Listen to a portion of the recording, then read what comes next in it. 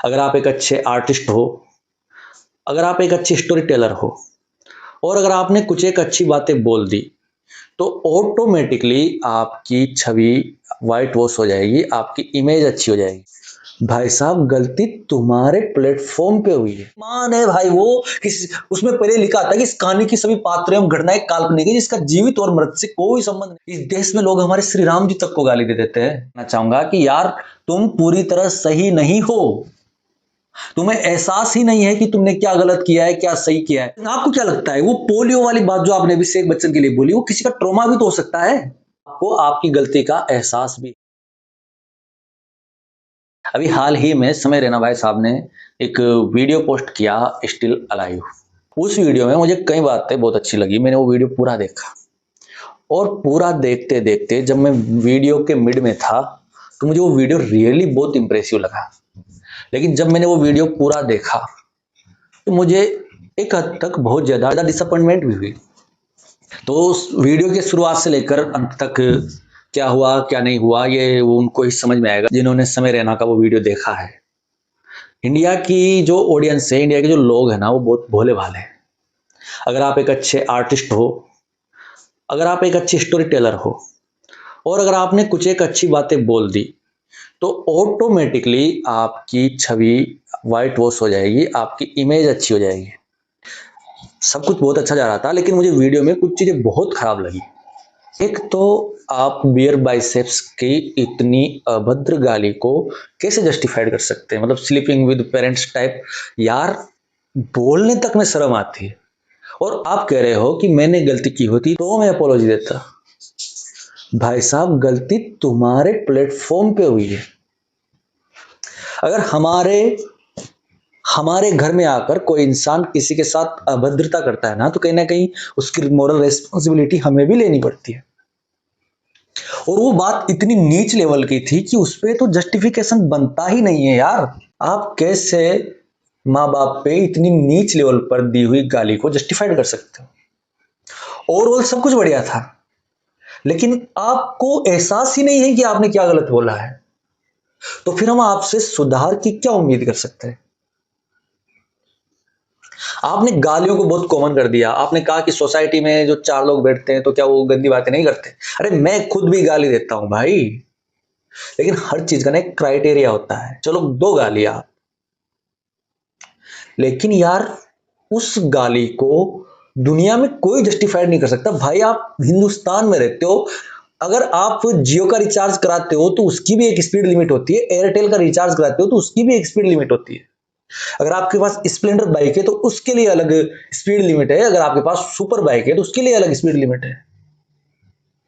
हर country, हर reason का अपना एक जोन होता है। आप इसको कैसे जस्टिफाइड कर सकते हो? और दूसरा मुझे ये लगा कि एक शक्तिमान भाई साहब, तो शक्तिमान भाई साहब का मैं यूट्यूब चैनल देख रहा था, तो ये अभी तक भी शक्तिमान ही बने हुए हैं। इनके सारे वीडियोस आप देख लो, इनके सारे वीडियोस देख लो, भाई साहब इनके माइंड से शक्तिमान निकल ही नहीं रहा है। इनके थंबनेल शक्तिमान वाले। समय रहना, तुमने मुकेश खन्ना का अपमान किया होता तो मैं बर्दाश्त कर लेता, लेकिन तुमने शक्तिमान को गाली दी है। अबे शक्तिमान कोई भगवान का अवतार है क्या भाई साहब? थोड़ा बाहर निकलो, इमेजिनरी कैरेक्टर है वो। तुमने उसको कोई अवतार मान लिया, तुमने शक्तिमान को गाली दी है। शक्तिमान है भाई वो, किस उसमें पहले लिखा था कि इस कहानी की सभी पात्र एवं घटनाएं काल्पनिक है, जिसका जीवित और मृत से कोई संबंध नहीं है। तो कल को कोई स्पाइडरमैन को गाली दे और स्पाइडरमैन मूवी का हीरो टोबे साहब आके बोले कि तुमने अगर मुझे गाली दी होती तो मैं बर्दाश्त कर लेता, लेकिन तुमने स्पाइडरमैन को गाली दी है। भाई साहब इमेजिनरी कैरेक्टर है वो। इस देश में लोग हमारे श्री राम जी तक को गाली दे देते हैं। शक्तिमान क्या चीज है? कब तक, मतलब मुझे तो ये समझ नहीं आता कि इस उम्र में एक पर्टिकुलर ड्रेस कोड पहनकर कोई आदमी घूम कैसे सकता है। किसी ने सही कहा है, 60 के बाद आदमी सटियाने लगता है, उसको संन्यास ले लेना चाहिए। मेरे रोल मॉडल रहे हैं आप, महाभारत के भीष्म रहे हैं आप। कोई पितामह भीष्म को गाली दे तो समझ में आता है, तो नाराजगी बनती है। शक्तिमान को कैसे कुछ कह दिया? शक्तिमान है कहां पर? शक्तिमान एग्जिस्ट करता है क्या? इसी समय रैना के शो पे एक पिता पुत्र का एक एपिसोड देखा था, जिसमें एक लखनऊ के, आई थिंक लखनऊ के एक पिता पुत्र आए हुए थे। तो वो उसके पिताजी बता रहे थे कि थोड़ा मतलब ये बच्चा शादी के 3 साल बाद हुआ, जब सब लोग कहने लग गए कि क्यों नहीं हो रहा, क्यों नहीं हो रहा, फिर 3 साल बाद ये बच्चा हुआ। तो समय भाई साहब कहते हैं कि इनका निकलने में 3 साल लग जाता है। बच्चा बगल में खड़ा है, बाप सामने है, निकलने में 3 साल लग जाता है। यार मैं फिर भी ये कहना चाहूंगा कि यार तुम पूरी तरह सही नहीं हो, तुम्हें एहसास ही नहीं है कि तुमने क्या गलत किया है, क्या सही किया है। मैं बोल रहा हूं कि मैं तुम्हारी 70 से 80% बातों से एग्री कर गया। तुमने अपनी वीडियो में बोला कि एक जोक पे इतना थोड़ी किया जाता है, बिल्कुल आई एग्री, एक जोक पे इतना थोड़ी किया जाता है कि डेथ थ्रेट दे दो, तोड़फोड़ कर दो, स्टेट का सीएम आ जाए, पीएम आ जाए। लेकिन भाई साहब लोगों को हंसाने के लिए मतलब माँ बाप की इज्जत थोड़ी मिट्टी में मिलाई जाती है। एक लाफिंग, एक कॉमेडी के लिए इतना थोड़ी गिरा जाता है भाई साहब। मैं आपकी बात से एग्री हूं तो आपको भी मेरी बात से इत्तेफाक रखना चाहिए यार। इतना थोड़ी कर दोगे कि माँ बाप को नंगा कर दोगे एक जोक के लिए। बात वो मानी जाती है जो किसी भी तरीके से कुछ हद तक वैलिड हो। आपने अभिषेक बच्चन पे जोक कर दिया, आपके अकॉर्डिंग आपको क्या लगता है वो पोलियो वाली बात जो आपने अभिषेक बच्चन के लिए बोली, वो किसी का ट्रॉमा भी तो हो सकता है उसे सुनकर नींद नहीं आई वो सारी रात। आपके लिए तो हंसी मजाक है, किसी की वीकनेस। आपने खुद बोला कि मैंने कोई ट्वीट किया तो लड़कियों को बुरा लग गया, तो कुछ को मैंने फनी फनी सा रिप्लाई दिया और बाकियों को मैं मां बहन करने लग गया।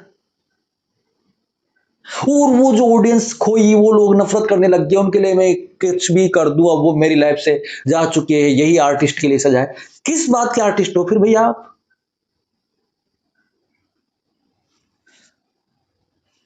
अगर आपके पास इंसल्ट करना, लोगों को डिफेम करना, रिश्तों को तार तार कर देना, मतलब यही अगर कॉमेडी है तो भाई साहब ये कॉमेडी नहीं है। कॉमेडी के लिए इतना थोड़ी गिरना होता है कि मां मां ना रहे, बाप बाप ना रहे, भाई भाई ना रहे। इंडिया में फ्रीडम ऑफ स्पीच है, इसका मतलब ये थोड़ी है कि कुछ भी बोलोगे। यार वल्गैरिटी ठीक है, समाज में चल रही है, एक लिमिट तक चलती है, थोड़ी बहुत चलती है यार, हम भी इंजॉय करते हैं, हम भी आपके फैन हैं। लेकिन एक दायरा होना चाहिए भाई साहब। चीजें अगर सीमाएं क्रॉस करती है तो ऐसी चीजें होती है। मुझे वीडियो का एंड आते आते कहीं भी ऐसा नहीं लगा कि आपको आपकी गलती का एहसास भी है। आपसे अच्छा तो बीर भाई सिर्फ रणवीर अलाहाबादिया है। उसने इस बात का मुद्दा नहीं बनाया, जो फील किया अपने अंदर किया, अपने काम में लग गया और आगे बढ़ रहा है। आप इसी बात को पकड़कर बैठ गए और सिंपैथी बटोरने में लगे हुए हो, just because you are a good storyteller, और जस्ट बिकॉज इंडिया की जो ऑडियंस है वो इमोशनल है, उनको कोई कुछ भी इमोशनल स्टोरी सुना दे और आपने सुना दी। और मैं अभी भी बोल रहा हूं कि मैं आपकी 70 से 80% बातों से एग्री करता हूं, लेकिन वो जो 20% है ना वो बहुत बड़ी है। आप रणवीर अलाहाबादिया के उस जोक को जस्टिफाइड नहीं कर सकते। अगर आपके अंदर इंसानियत है तो आप एक बेटे के सामने बाप से इतना भद्दा मजाक नहीं कर सकते थे। हंसाना सब कुछ नहीं होता। बाकी तो फिर मैं ये कहूंगा फ्रीडम ऑफ स्पीच है इंडिया में, करो जो मन में आए वो करो। इंडियाज गॉट टैलेंट का सीजन 2 निकालो, हो सकता है हम भी आए।